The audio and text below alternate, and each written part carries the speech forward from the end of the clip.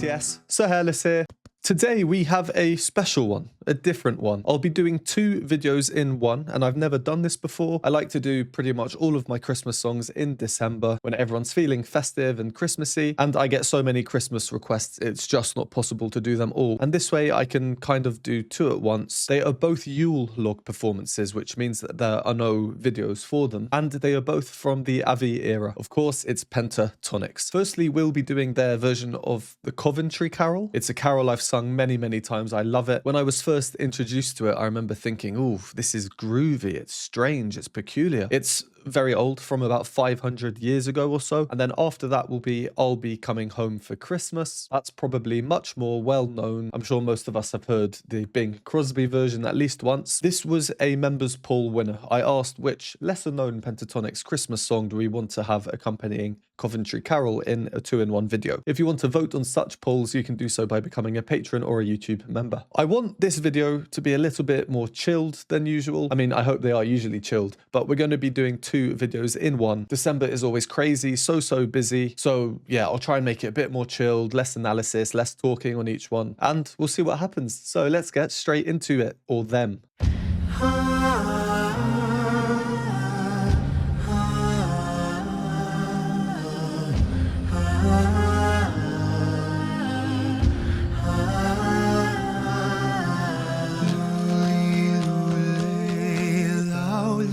Tiny child, bye bye, lule, lule, lule, thou little tiny child, bye bye, lule, lule.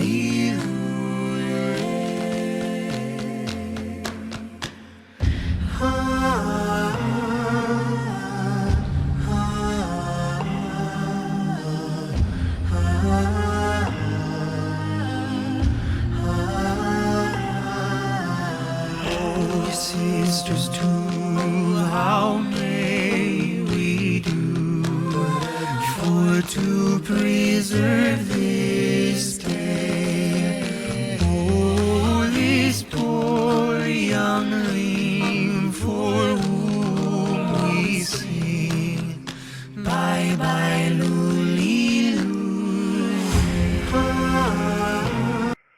Oh, wow. Yeah. I really like this. It's so cool. I've done quite a bit of the matte era recently, and I think I've mentioned in some of my previous videos that there's definitely been stylistic changes all across the board. Not only, of course, having matte compared to Avi, and they do have different timbres, but the choices with the arrangements and the direction that they've taken over the years. This one is much more from the Avi era, that's all I can say. And being a carol as well, such an old traditional carol, the history of this carol, I can only imagine that the types of people who would have sung this in the churches and everything all those centuries ago. This is so Avi era Pentatonix. The other ones that come to mind are God Rest You Merry Gentlemen, Carol of the Bells. And what I mean by that is you take these very well-known carols and add in your own bits that aren't there in the traditional arrangements. Whole sections in both Carol of the Bells and God Rest You Merry Gentlemen, actually. I included transcriptions of these sections because I thought they were just so well done. Counterpoint, polyphony.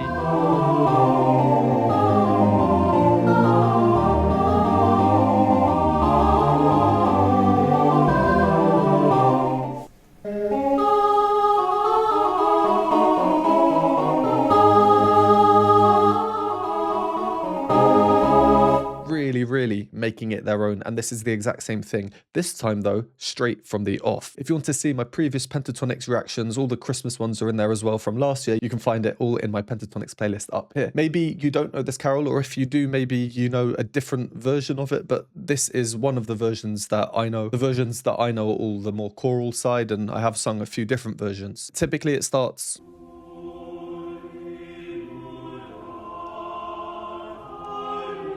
straight in with the luli lula, which I think is one of the most charming things of this piece of music. Strange lyrics in today's world, right? Pentatonix being Pentatonix, they're different. They do things differently. The bass in Avi with the harmonic foundation, preparing what's to come in the ahs that we get in the upper parts. And of course, we start off with a with a beat, a crash. Immediately, at least to me, that creates a bit more of a intense, almost war-like feel, or I don't know, intensely sorrowful feel.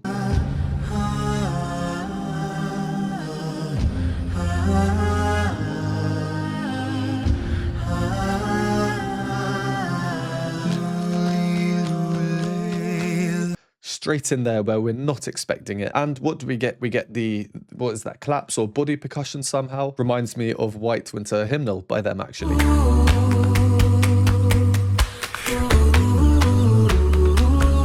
You can find my video on that up here if you're interested. Bye bye, First hearing that, I'm thinking, is that Avi and Avi multi-tracked, or is that Avi and Scott? Recently, I've been hearing a lot of Scott's bass singing, which I've been very, very impressed with. The fact I'm even questioning that, I think, is a testament to the versatility here. And I may be completely wrong here, but this kind of gives away that it is Scott. You know, that Scott thing that he does at the bottom, but also it's really similar to Avi's timbre, thinking about it. So I think it's Scott on the bass part because Avi has the melody, could be Avi. And actually that takes me back to the beginning. I think I said Avi comes in straight with the bass. Maybe it's Scott. We can hear Avi with the melody on, but in that, oh, that lovely voice of his, which, if we are thinking in terms of strict 5-part a cappella, then that would be Scott on the bass.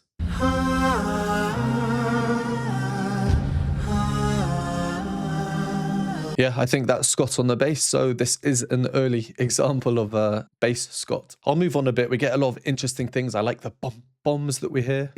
little tiny child. I can just imagine Mitch doing them in the background, all very fun. And then one of the most famous musical elements of this carol is this, the end of the verses. Bye bye, That is a tierce de Picardy, or a Picardy third as you might know it, where you take a minor piece of music and finish it in the major, or a section of music and finish it in the major. We get this a lot throughout the original carol. It keeps coming back and back, but one thing I wanted to point out with Pentatonix is that they don't always do it, such as just before we paused, and that's actually one of the reasons why I paused. bye bye, Minor there, they finish in the minor. What does that do? Well, it prepares us to return to the beginning. Not actually the beginning, but it's the same music from the beginning. If they finished with the tierce de Picardy in the major, they could not do that. But also, bye bye, ooh, that chord there, that's not what we get in the traditional carol. This is a different chord. The harmonic preparation is different, or in other words, we're expecting something different to follow, which leads us into the minor, the kind of anti-tierce de Picardy. I've done it again. I've lost track of time and I am waffling on, so I'm going to just carry on now with the second half. Huge shout out to Avi in this one though. His voice, oh, I forget how much I like it sometimes.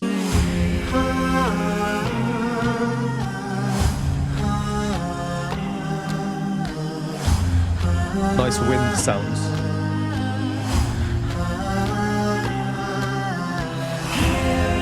the king in his raging, charge it he hath this day. His men of might in his own sight, all children young to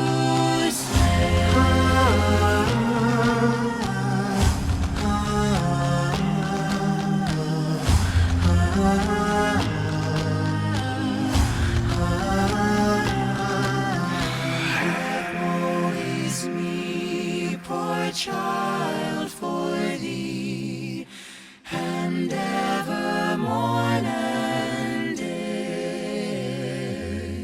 for thy parting, nor say nor sing, bye bye, luli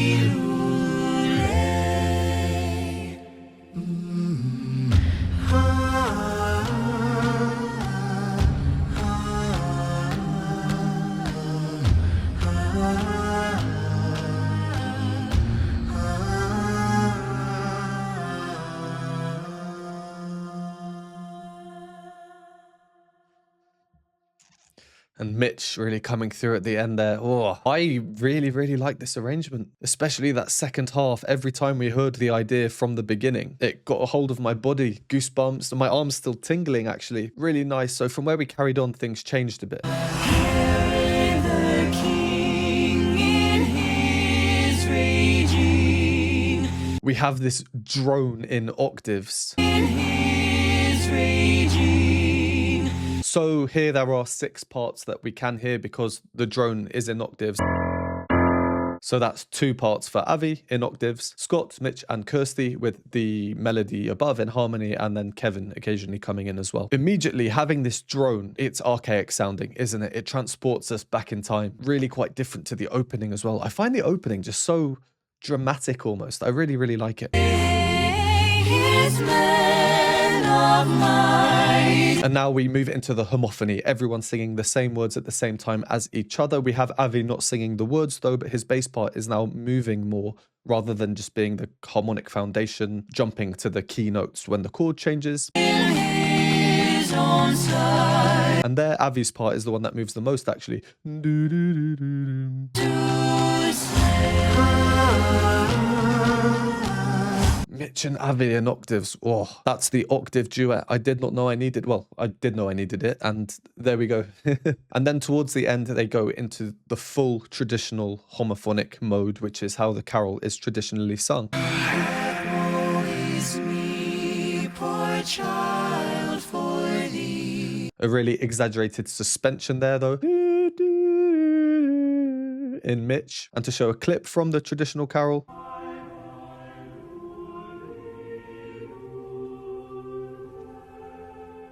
When carols are so old, such as this one, you know, half a millennium old, you will always get different versions with some slight harmonic changes. There'll be the occasional major chord where there's normally a minor one or vice versa. And it's very tricky to say what the true version is. I don't think it really matters. This is another version, a completely new version, one that will go down in the Pentatonix canon. And I love it. I'm all for it. There's something unifying about this ending. For thy parting, nor say, nor sing. Bye bye, luli, lule. And then, of course, finishing.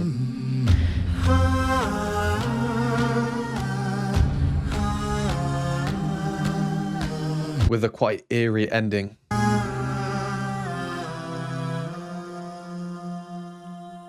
Unison, Mitch going through. Yeah, really, really, really like that one. Well, this is normally where I would end a video, but we have another one to get to, and I'm very excited because it's another Avi one. So, well, I'll Be Home for Christmas, quite different to the Coventry Carol. Just in case anyone hasn't heard this, the version that I know is the Bing Crosby version, and I was listening to that quite a bit earlier. So I'll just show a very short clip, under 5 seconds for copyright reasons. I'll be home for Christmas.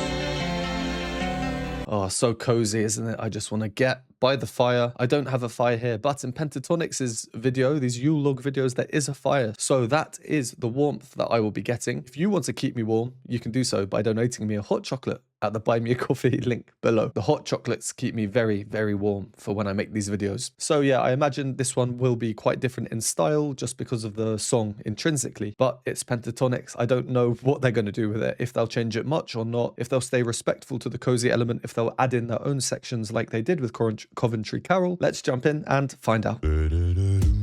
I'll be home for Christmas. I'll be home.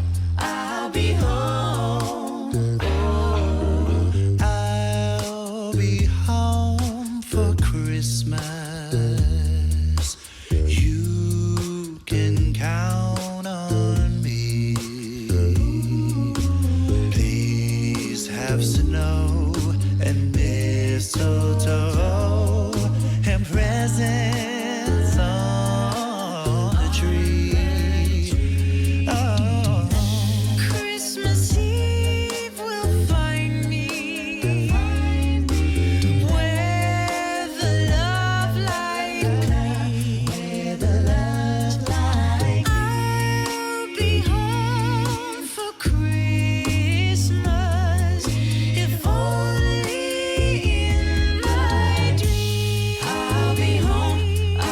I love it. This has been two very, very successful Carol songs. I mean, it's to be expected from Pentatonix. I probably say this in every video, but the few main things here.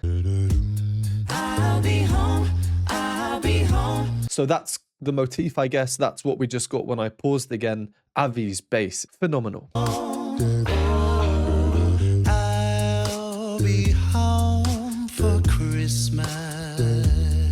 This is a very, very common chord progression, especially for music from the mid 20th century, the mid 1900s. 20th century sounded way too archaic for what I'm trying to say. But yeah, a lot of music from the 50s, 60s has this chord progression and more importantly, this bass part. Dum, dum, dum, dum.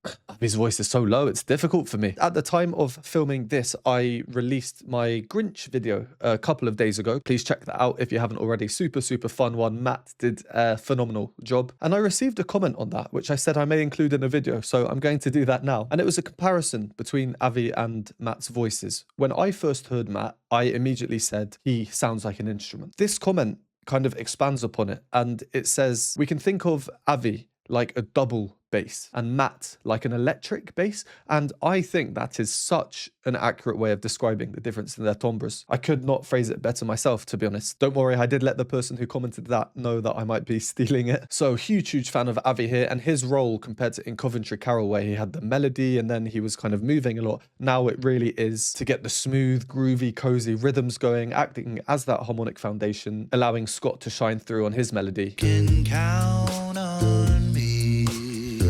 Lower down, edging towards that bass Scott that I've just recently discovered and come to love, the slow vibrato. And Avi's part is quite strict rhythmically. The melodies or the accompanying parts, as we hear several times, but here the melody, for example, in Scott against Avi's part, they just provide really nice syncopations and cross rhythms. The beat as well is quite reserved, quite standard, quite simple, all in honor of the cozy Christmas feeling, I think. They choose moments to have more full harmony. And presents on.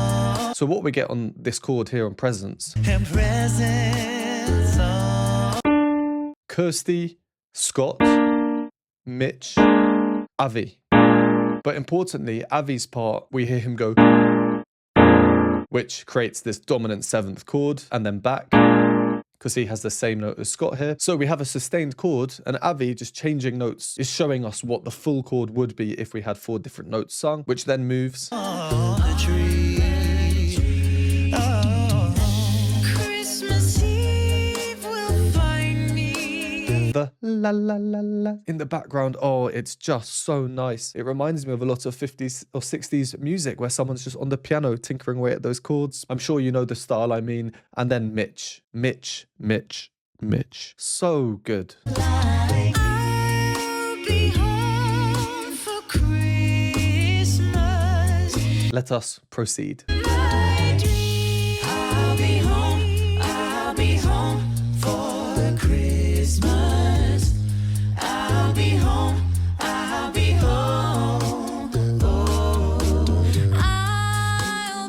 home for Christmas. You can count on me. You can count on me.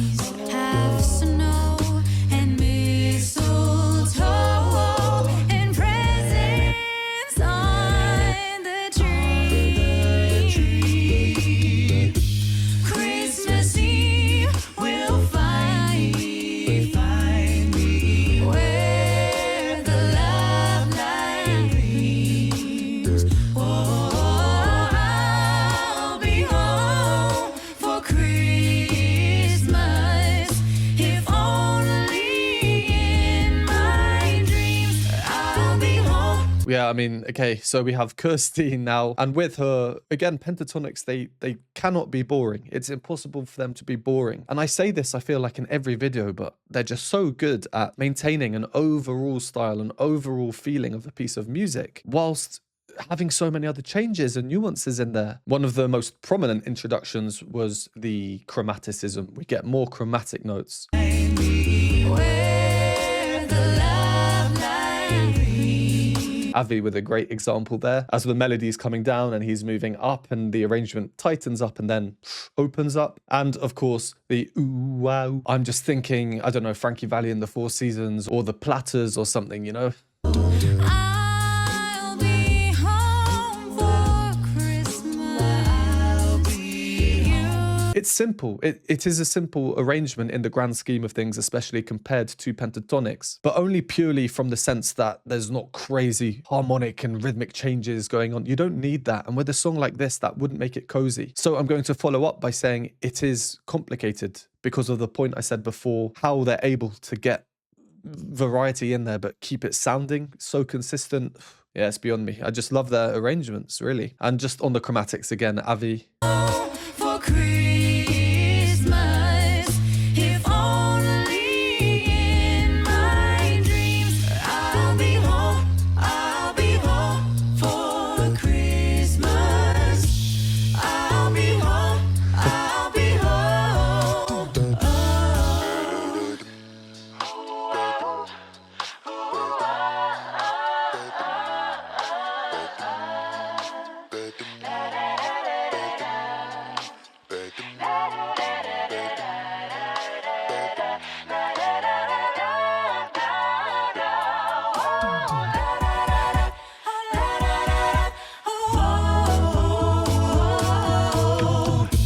Christmas Eve will find me, where the love light gleams. Oh, I'll be home for Christmas, if only in my dreams. Oh,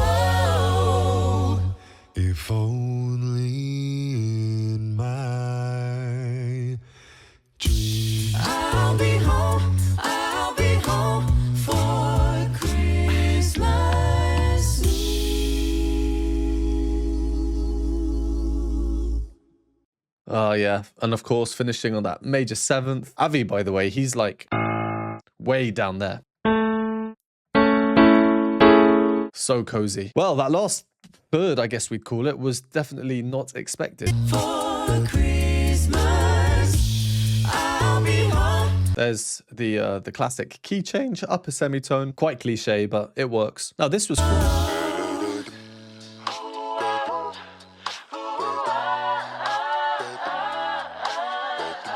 That effect that is applied, I love it. I've seen it a couple of times with voice play. One example was when they did Shaboom, another very famous song from the 50s, replicating the audio quality perhaps on the radio or the TV from the time. Even though from here up I may look 100 years old, especially when combined with a name like Sir Hairless, but I wasn't alive then to experience it, so I can only go by the clips that I have seen. It's a nice touch, a nice little retro touch. And due to this effect, Avi's voice kind of loses some of its resonance, which in turn really exaggerates the accuracy and the quality of it, the double bass quality.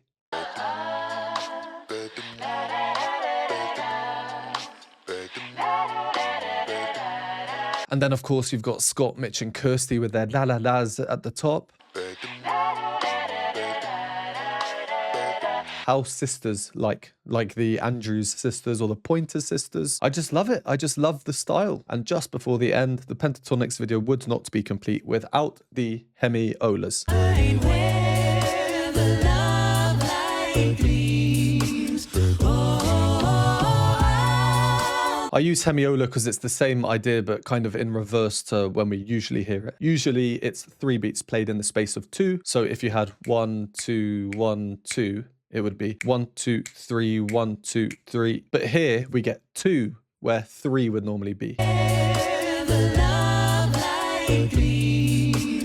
1, 2, 3, 1, 2, 3, 1, 2, 1, 2, 1, 2. Well, I really enjoyed them. I thought they were so nice and so different. I'm happy this one won the poll actually, because it's still so cozy, and voluptuous is a word that I just want to use. But then coming after the Coventry Carol, and with the Coventry Carol, I just can't stop pondering and wondering about the history of it and the people that would have sung it and its origins, that kind of thing. So in this one video, we have spanned quite literally multiple multiple centuries. Pentatonix's arrangements of both of them in their own way, I just think were super. Were really, really good. I'm going to be listening to these for the rest of the day, no doubt. Let me know which of these you preferred down below in the comments. As always, my ratings will come at the end of the month or the end of the year in my ratings video. And as always, thank you very much for watching. Would appreciate a like and subscribe. If you enjoy my Pentatonix videos, I have done a number now where I include additional live performances that are only available on Patreon. So if you're interested in seeing them, The Sound of Silence, Grinch, Boogie Woogle Boy, others that will not yet be released, so I cannot say them, but they will be in the future, you can do so by joining my Patreon linked below, and I will see you next time.